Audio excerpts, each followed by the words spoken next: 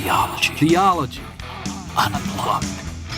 Welcome to session 40 of Through Theology in a Year. I'm Michael Patton, and we're going to be talking today about the issue of certainty. I'm really glad to have you guys. This one is going to be one of those, I think it'll really reach out to a lot of you all, because in my experience, I find most people go wrong. You can go wrong with the concentric circle and have a not have a hierarchy. You either believe something or you don't. That's one thing. And you think it's just as important as everything else. That's one. But another thing we have in the same kind of category, but it is very different, and it affects you differently, is this issue of certainty. How certain do you have to be of your beliefs, or how certain should we expect to be of our beliefs?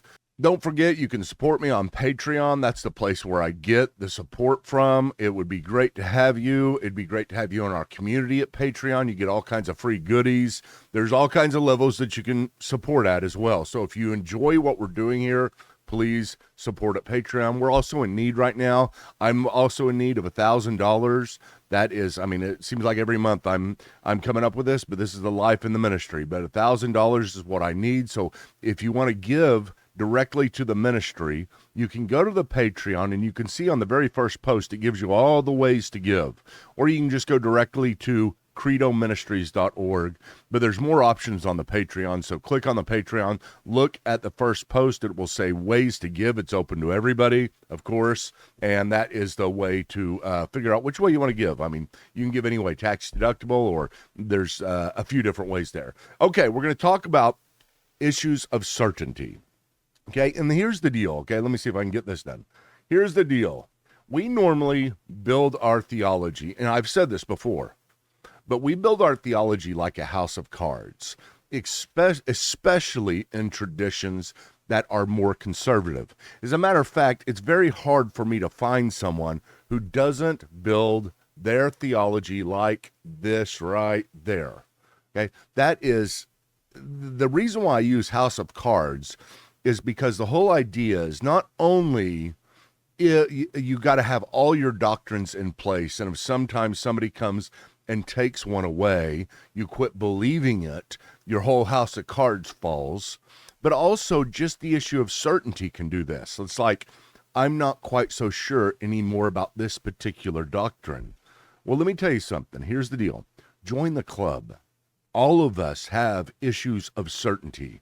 I know you may be sitting there and you may be saying, Michael, I don't. I don't know what you're talking about. I don't know what you're teaching people here, but I am absolutely 100% certain that what I believe is true. I'm not trying to challenge you so much as just to make you think. Okay, here's what I usually tell people about this. When we're talking about certainty, can you believe more, let's just say, tomorrow than you did today? Is it possible for you, or is your faith perfect? And if you've read the New Testament at all and seen what Paul says about his faith not being perfect, you would have to say that your faith is not perfect. You can grow in your faith. You can become more convicted of the truth today than you did yesterday. But you also can become less convicted about certain things. There are things which you will start to doubt, and it's not a bad thing to doubt. That's part of the theological process. That's part of what you have to sign up for. If you don't sign up for that, if you don't open yourself up to the possibility of doubting something, then you're really not going to grow, because what you're going to do is you're going to take whatever it is that your parents taught you, right? And you're going to put that in the center circle. You're not going to have a hierarchy of beliefs, and you're also not going to have a hierarchy of doubt. You believe all those things, you believe in God, the existence of, or the pre-tribulationalist rapture, just as much as you believe in the existence of God. You believe in Calvinism just as much as you believe in the resurrection of Christ. If you say that, if you do believe that, then I don't, it's not that I don't believe you, it's just that I don't think you're referring to the same thing as me. I'm not saying you don't have an emotional commitment to something. Emotional commitments to things do not equate to certitude. Certitude is different than emotional commitments. And the reason why I say that is this. You may come in here and say, Michael, I am a Christian, but I'm only 1% sure that it's true. Okay, you're 1%. Make a commitment based upon that. If you don't make a commitment based upon that 1%, if you are not moving in the direction that that 1% pulls you, then you're moving in the direction that the other side pulls you, whatever is the opposite, whether it's 0 or negative. You have a negative, you have a negative one about this faith in your certainty. Well, if you do not make a commitment, you are staying at 0. If you have a 1, you have faith. Christ tells us that the faith the size of a mustard seed can move a mountain. He talks about the apostles, O ye of little faith. And I bet you they really got messed up by that a little bit. What do you mean, us of little faith? You know, we believe you. But there are certain people in the Bible that stand out and they say, I believe, help my unbelief. Or like the apostles at times, we don't really have anywhere else to go. We're not sure about this, but at the same time, you're the best we got. And sometimes in our belief system, with individual beliefs, it is the best we got. And I'm sorry to say that, but that is true. Number one, the Bible is not as clear about every single doctrine. It is not as clear, and then it doesn't give as much grounding for it either. Sometimes the Bible says things, and it's pretty hard to, like, if you can't explain it to somebody, if you can't tell them, here's the reason why I believe this, and they're offering the objections, then I would say that it's somewhere in the middle, probably. You've got to loosen the grip on these types of things as well, your certainty. And one of the things that I do a lot of, and I've told you guys this a lot, is that I am continually talking to people who doubt their faith. I went through doubt. I went through pretty significant doubt back in 2010. And ever since then, no, even before that, I had a passion for this. I think it was because I was insecure in my faith and I didn't want to admit to it. And so that's the reason why I used to be so obsessed with people who doubt, people who do not have certainty. And I'd say, why in the world do these people doubt their faith? Why did these people leave their faith? And I think whenever I look back, I think I was scared because I think deep down inside, I knew my faith wasn't perfect, but I thought it was. I thought you either believe or you don't. There's no certainty. There's no grid. There's no hierarchy of certainty. And so I think the insecurity drove me to try to figure out why it happened to these other people, because I wanted to know whether it was going to happen to me. And you know what? That's not bad. It's not bad. It's okay. It really is. Because what we do with our faith, as the seed is planted in the ground, for the rest of our lives, it goes through trials and tribulations and troubles and morphing many times, especially if it's growing. It goes through change. But that is okay. That's what's supposed to happen. At the end of the day, whenever you still have your faith in Christ, at the end of the day, whenever you still believe that you're a sinner and he's your only hope and you have nowhere else to go, let me tell you something. That's a big deal. You're still a Christian. Whether you believe you can lose your salvation or not, I don't happen to believe that you can lose true faith, but that doesn't matter right now.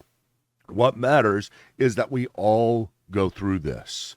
We all go through uncertainty, even over the most significant things. So that's what we're going to talk about here today is uncertainty and certainty. So doubt and certainty. So let's go over here and let's go to this question. How certain are you? This is the question that I have for you right now. How certain are you that your beliefs are true? How certain, that's not going to work. How certain are you that your beliefs are true? How are you, put yourself on a scale of 1 to 10. How certain? And you may say, I'm a 10. Well, which beliefs? Which beliefs are you that certain about? Is there anything you're more certain about and less certain about? That's the question I want to ask you. And is there different types of certainty that you guys have? Is there different types of certainty that you all have? You've got to ask yourself this question because there are different types of certainty. Okay, and so let's look at the types of certainty. And then let's look at the rise and fall of the Christian faith, or of certainty, and the new faith. The rise and fall of certainty and the new faith. The sources of certainty and a hierarchy of certainty, building that. Okay, so terminology, a few terms, just hang with me. These are easy. These are ones you already know. These are ones you have every single day. You already use them, but I'm just applying them to this issue and helping you understand whenever you're doing theology, these are the different types of certainty that we're looking at, okay? Okay, so first one, we're talking about conviction, the strength and intensity of one's belief regardless of one's ability to justify said belief. Okay, that's really important because you have conviction. Conviction is the strength and intensity of one's belief regardless of one's ability to justify said belief. You may have conviction about something, but it doesn't necessarily mean that is certainty, because conviction itself is an emotion. It's built purely off emotion. Now you can move conviction around. You can get conviction to where that is in a hierarchy, and we need to. But at the same time, usually when we start, we're either convicted of something or we're not, and we don't see any gradation. We need to see a gradation in our conviction, because it's so important for us whenever we are fellowshipping with other people to understand that there's a variety of conviction going on around all of you. Every single person you're fellowshipping with, everybody has different levels of conviction about things, and you have to allow that freedom. If you don't allow that freedom in church, if you don't allow that freedom in your fellowship, if you don't allow that freedom with your friends that are Christians, there's going to be pressure to conform every single time you get together. And it's not going to look good. It's not what the church is supposed to look like. Not everybody's supposed to look like each other. Everybody's supposed to love Jesus Christ. Everybody's supposed to find him as their only way. And then beyond that, there's a lot of gradation. There's a lot of things God's putting people through. There's a lot of levels of conviction for various reasons. And you're there to help. You're a part of the body. But at the same time, you're not there to require or look down upon somebody who has less conviction than you about certain things, because that is going to happen. And you're not there to try to keep your conviction level up so that you look good. If that's your situation, you've got to be careful. That may not be the best fellowship for you to be involved in, or at very least, be the pioneer, be the one who is brave enough to express your different levels of conviction. Then there's certitude. Certitude is different than conviction. Certitude is a strong assurance or conviction that something is true, regardless of the source for rationale for said certitude. So it's like conviction, but this has to do with an assurance. It has a deeper element to it. Certitude says basically there is some type of reason. Okay, regardless of the reason, here's why I believe this. This is where we're getting to kind of moving from the heart to the mind. Conviction is with the heart. Certitude is more with the mind. Try to think of it that way as we move through here. Whether you believe it that way or not, normally keep it that way as we move through here, and it will be helpful. And then you have epistemic certitude, and this is focusing on justification, emphasizing well-founded reasons and evidence for belief. So we're moving up further into the brain, but we're being more responsible. Epistemic certitude means you have a good reason. You can justify it. What's your epistemic certitude towards that? Once you get to that level, then you start recognizing there are different levels of certitude. There is different levels of conviction based upon that certitude. So that's the next one. Next one is indubitable certitude. Now this is where we get back to some type of problematic area, and this is where we go back to last lesson with Rene Descartes, looking for something that we can be that we don't ever doubt. Indubitable, kind of like mathematics. 2 + 2 = 4, indubitably. A triangle has 3 sides, indubitably. Then you say, well, I guess we can get to this level of certitude with everything. That's not true. It's not true. And there is, like I said, variation beyond that. Mathematics, analytical statements, that is different than what we're talking about here. There's not really much that has to do with mathematics or analytical statements, except possibly the existence of God, which I happen to believe that is it. I do believe that the existence of God you can be just as certain about, but we'll talk about that later whenever we get to the arguments for the existence of God. But beyond that, it's very difficult. You could do like Rene Descartes and say, I think, therefore I am, so you could have absolute certitude, indubitable certitude about your own existence, which I think is justified. But there's only certain things that you can have indubitable, beyond a doubt. So when you talk to people and you say, oh, it's beyond a doubt, you got to think about that, especially in theological discussions, because you can mislead people, you can lose your audience, you can you can be talking to somebody and they could say, oh, these people just overstate everything, they're insecure. Because when we overstate, you are insecure. Overstatement is a sign of insecurity. Overstatement is an absolute, complete sign of your own insecurity. See, I'm trying to do an overstatement, but it really doesn't work on that since I'm talking about this. But whenever you talk about, I am absolutely certain, there's not a doubt in my mind. Okay, that means basically you have committed yourself emotionally to this belief, and therefore there's no way to change your mind because of a conviction you have decided to have about this, because in the end, I'm sorry, because of an insecurity.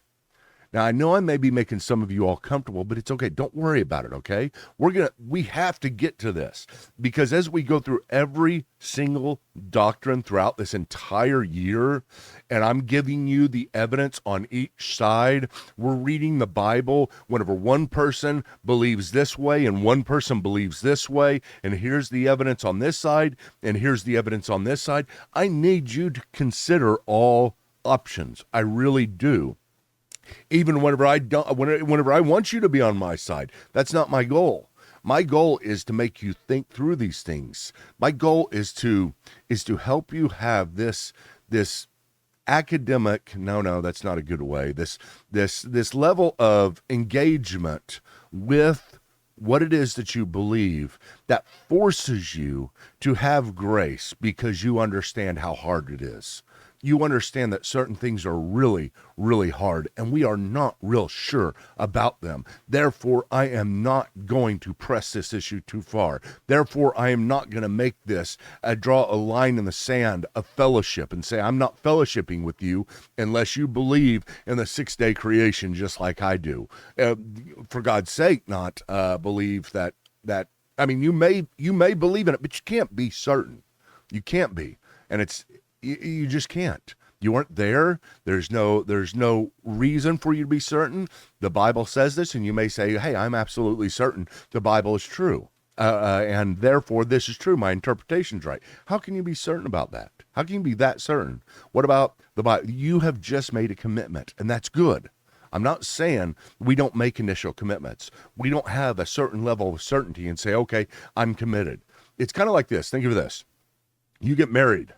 And whenever you get married, you look at your spouse or your potential spouse and you evaluate them. You say, I wonder how this will be. I wonder if we're going to make a good match. I wonder, would she ever leave me? Is she ever going to cheat on me? Whatever. Okay, you have all these questions.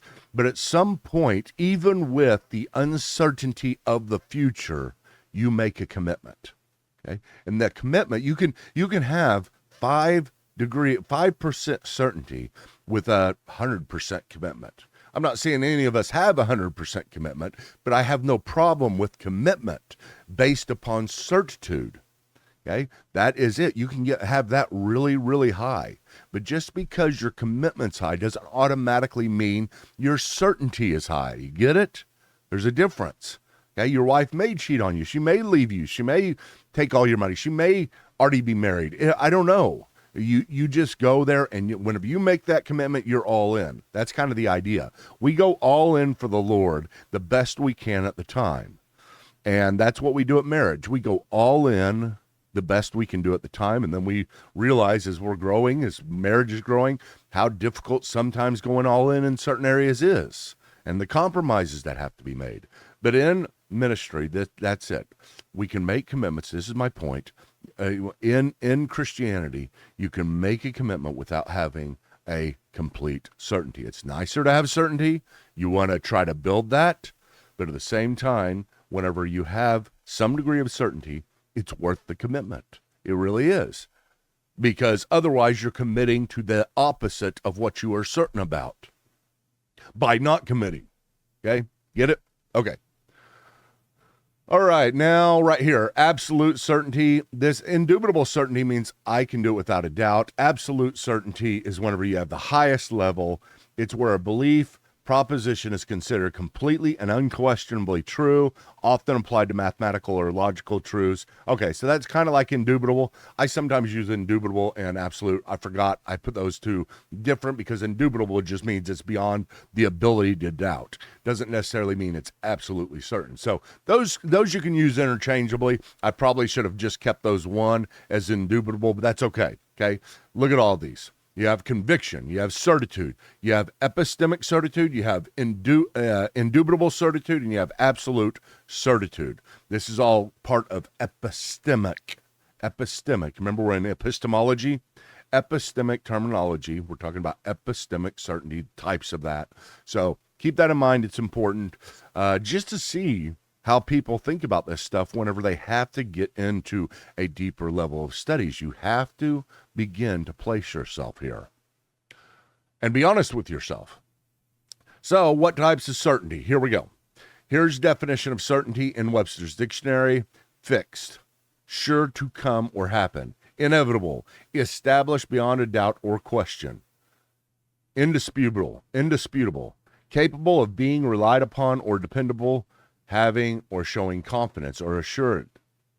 That is the different types of certainty that the Webster's dictionary gives us. But there's not just one type, right? I mean, it's just not one or the other.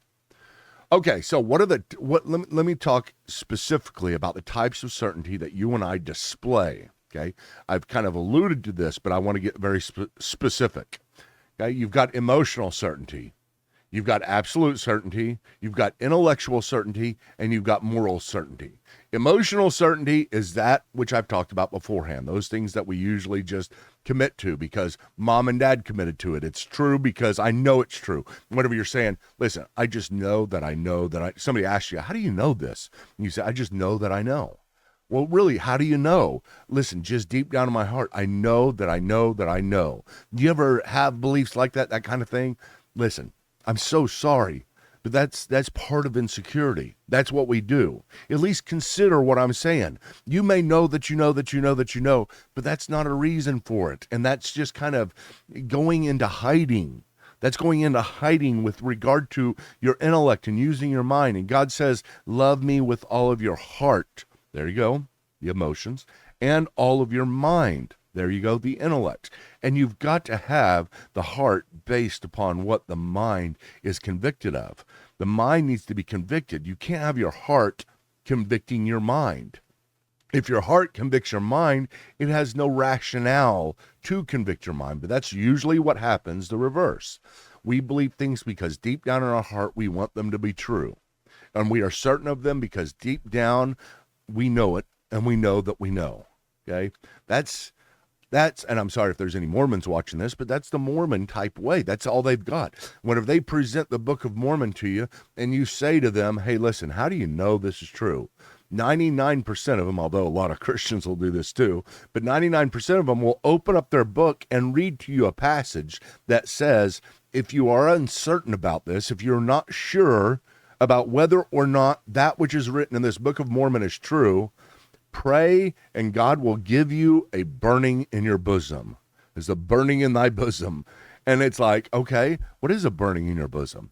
That's just emotion, okay? And so you look for it, and you can self-produce emotion. It's really easily. And then all of a sudden you say, hey, God gave this to me. As if it's some type of miracle. Emotions are fickle. Our emotions are all over the place. You don't have your mind conform to your emotions or your heart. You have your heart conform to your mind. As Jonathan Edwards says, the heart will not, the mind will not believe, the heart will not believe what the mind ultimately rejects. And that is true. Ultimately, it'll fall apart one way or another. And if it doesn't, that's even worse. Because you just live your whole life off of this faulty veneer certainty that you've never really examined or allowed gradation in. And whenever it does happen, whenever it finally does happen, somebody calls me up and says, Michael, listen, I hear you deal with people who doubt, I'm doubting my faith. I say, tell me what happened. And they usually tell me something it's some little trigger that happens, and that's all it takes usually at this point is a trigger, because whenever you have your heart and your mind so distant, you want it to be true, but in your mind you're hearing stuff all the time that you can't answer. This is called, we came up with a word for it in the last century, cognitive dissonance. Cognitive dissonance is where you have your mind that you really don't believe something that you're practicing. You really don't believe something that you're committed to. Deep down inside, you know you're wrong, or at least you think you may be wrong, but you're too scared to go examine it. We've got to release this as we move forward. If you don't have this down, don't move forward in this, because all you're going to be doing every single week is waiting for me. Every single day is waiting for me to confirm your prejudice, not to help you to think through things. I'm going to be wrong about a lot. I have a lot of convictions that are wrong. I have a lot of convictions that I'm too high on or too low on.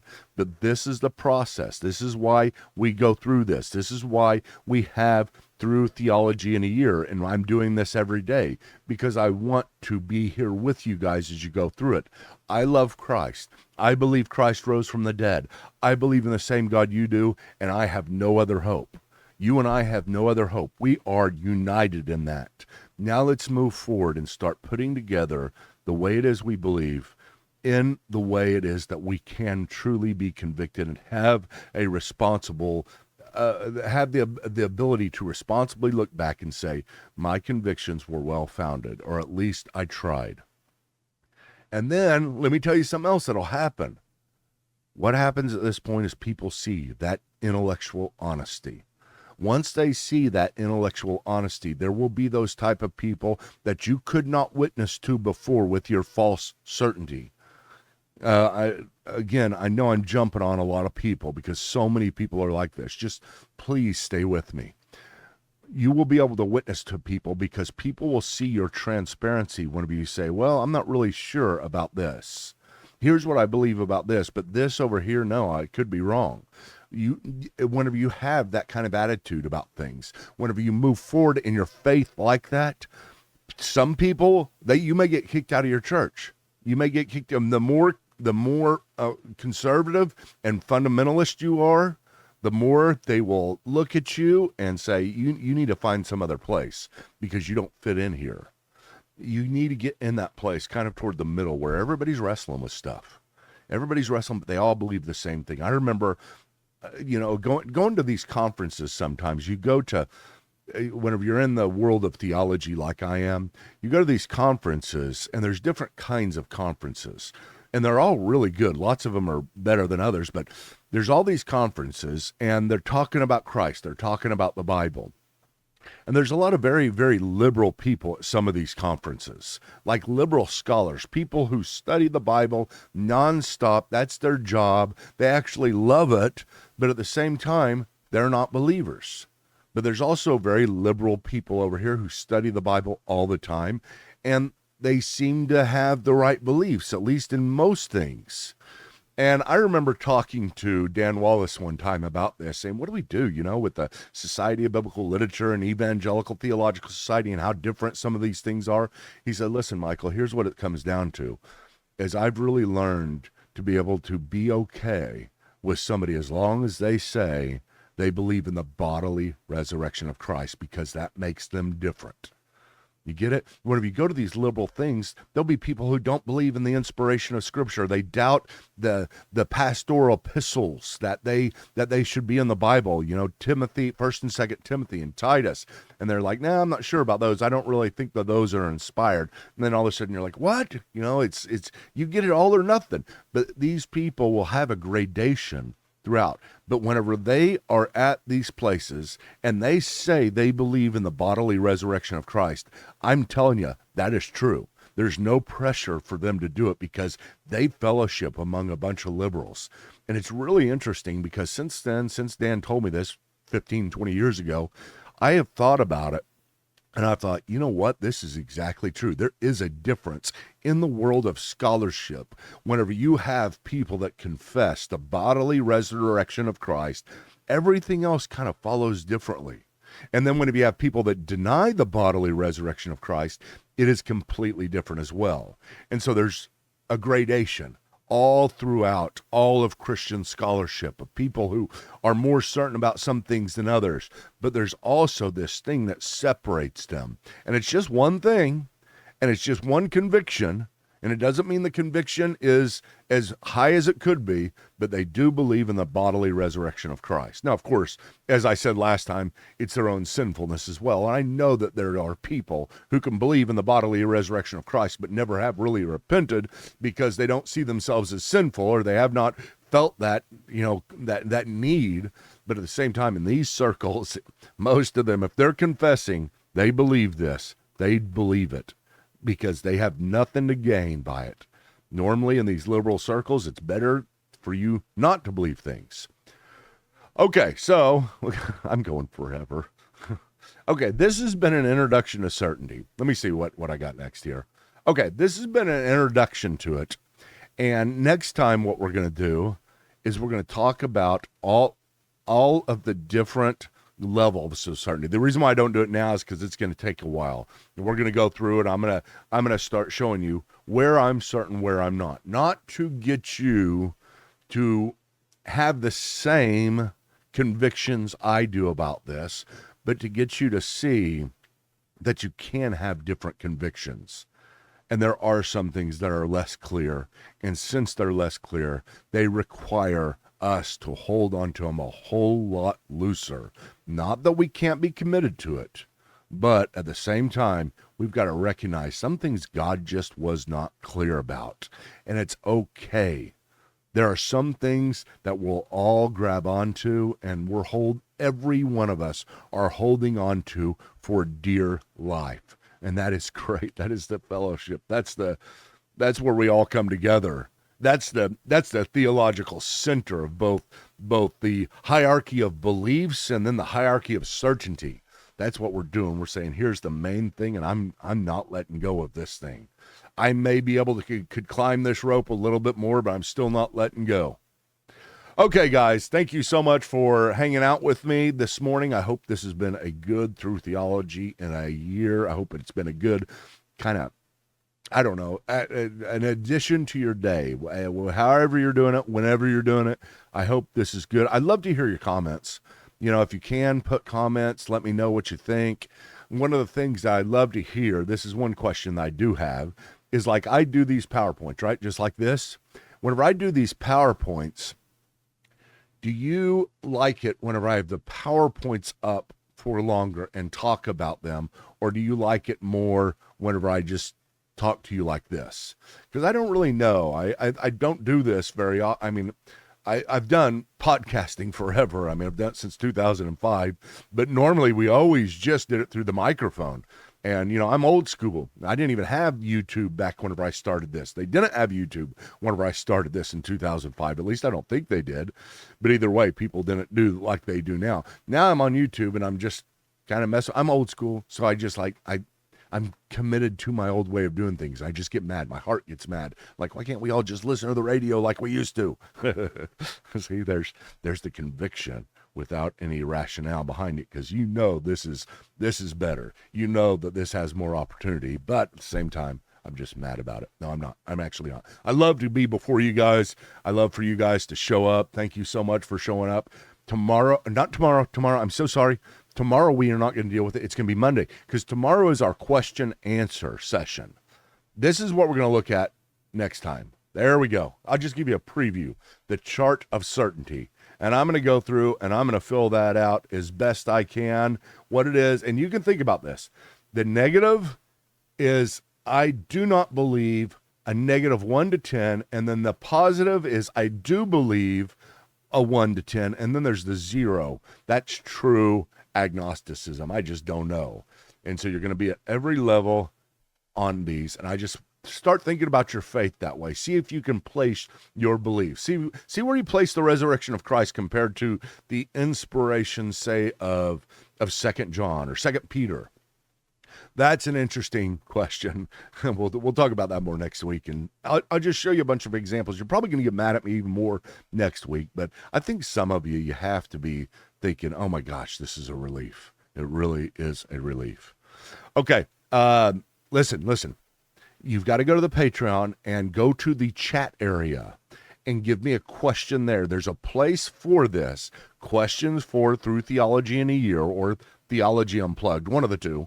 But questions for that if you want me to answer a question tomorrow. I will go through the questions. Eventually, we're going to be more kind of, I don't know, we'll have more engagement in this thing once I figure everything out. But like I said, I'm old school. I don't even like to figure out how to do the chat. I don't even know how to do it whenever I'm talking, just stop in the middle of it.